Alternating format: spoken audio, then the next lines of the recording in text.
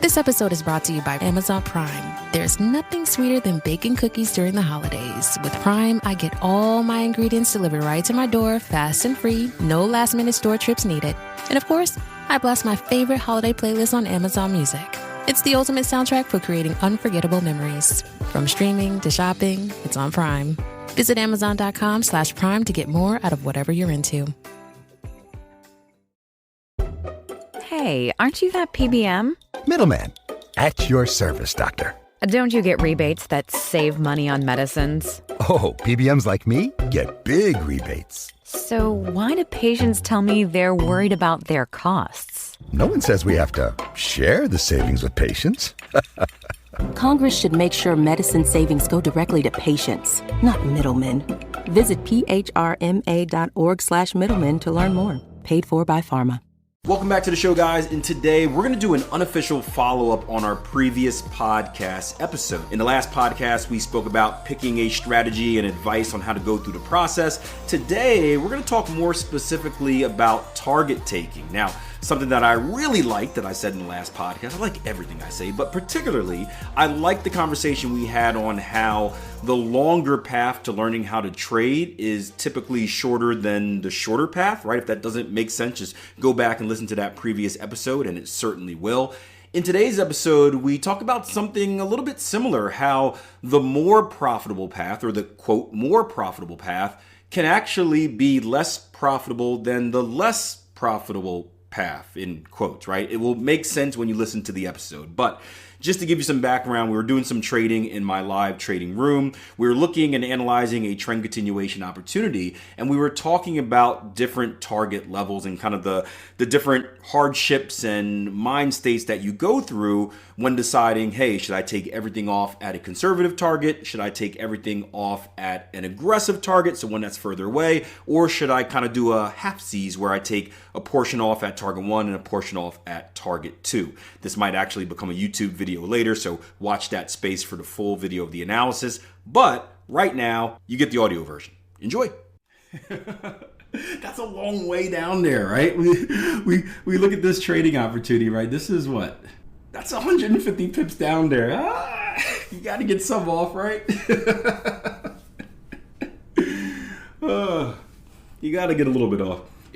I'll tell you what, for me, and I never forget the story of the guy that used to take his profits off, like, or a portion of his profit, like 1/10 of his profit off as soon as he got anywhere in profit. And that was a story that stuck with me because it's, you know, we know how important psychology is to trading, right? We know how important mindset is and how we can sabotage ourselves. We know how much money affects us. You think about your mood, right? So think about how you feel when you're in a trade, right? Think about how you feel when you're 150 pips up, right? How do you feel when you're 150 pips up, right? Part of you feels kind of good, right? You're like, yeah, making money, baby. But then part of you is really scared because you know it's not your money until you actually cash out. So you're in a worse, it's going to sound weird, you're in a worse trading state when you're up a massive amount that you're not allowed to cash out. Because now you're fearful and worried that you're going to lose it. You're counting your money, your Amazon wish list is loaded up, and now you're fearful you're going to lose it. And that's when most of the mistakes are made, right? I can't give it back, right? It's technically not yours, but I can't give it back. So to put yourself in a position, that's scenario 1. How you feel when you're 150 pips up and you can't take it. Now put yourself in a position where you took half your position off, let's say. You've got half riding towards the end. Do you think you are more or less likely to allow the second half of that trade to play out versus holding the entire thing to that second half? And again, these are the things where originally people come into trading and the idea, and I was like this as well, the idea is like, I want to make as much money as possible, right? So like Akil, why would I take it out at 150 when I can cash out at like 280? That's stupid.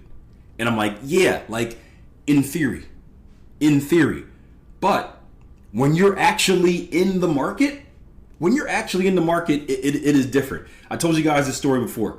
First time I went paintballing, my cousin, Nick Ned, right?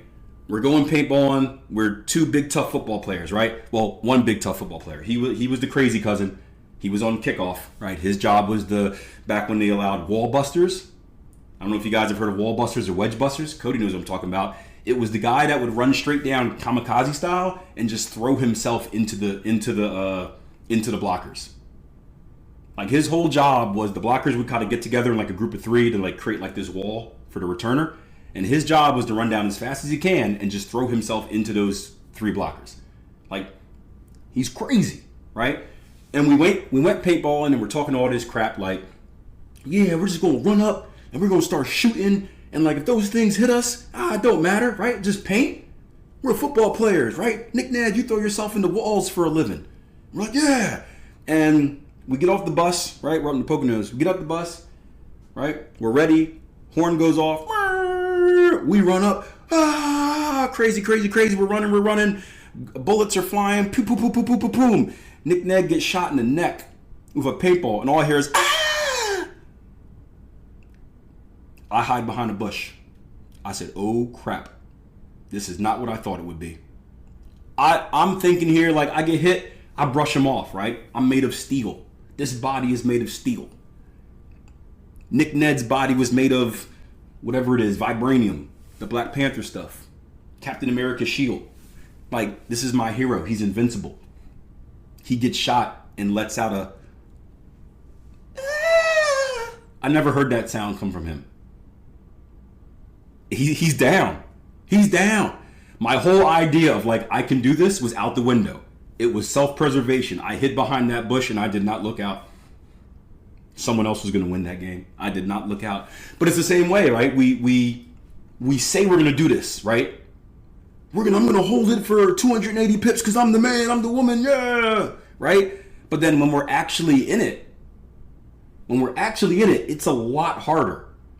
When you're watching that P&L tick. That's why I say I don't watch active trades. It's a lot harder. So if you can put yourself in a situation where you're less likely to stab yourself in your foot, right? You're less likely to sabotage yourself, even if it results in less pips per like your quantitative data.